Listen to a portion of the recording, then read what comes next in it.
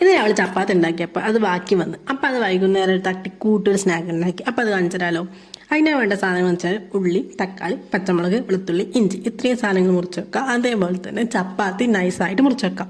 എന്നിട്ട് ചട്ടി ചൂടാക്കിയതിന് ശേഷം വെളുത്തുള്ളി, ഇഞ്ചി, പച്ചമുളക്, ഉള്ളി ഇതെല്ലാം ഇട്ടൊന്ന് വാട്ടിയെടുക്കുക. ആ പെട്ടെന്ന് വാടാൻ വേണ്ടിയിട്ട് ലേശം ഉപ്പിടാം.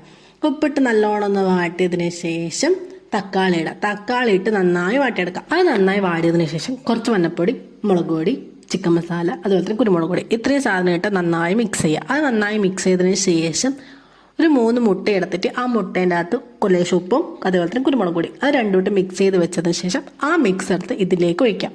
എന്നിട്ട് അത് നന്നായി മിക്സ് ചെയ്യുക. അത് നന്നായി മിക്സ് ചെയ്തതിന് ശേഷം നമ്മൾ മുറിച്ച് വെച്ച ചപ്പാത്തി എടുത്തിട്ട് ഇതിൻ്റെ അകത്തേക്ക് മിക്സ് ചെയ്യുക. എന്നിട്ട് പിന്നെ കുറച്ച് chilli sauce, soya sauce, tomato sauce ഇത്രയും സാധനങ്ങളിട്ട് നന്നായി മിക്സ് ചെയ്തെടുത്ത് കഴിഞ്ഞാൽ നമ്മൾ ചപ്പാത്തി മിക്സ് റെഡിയായി.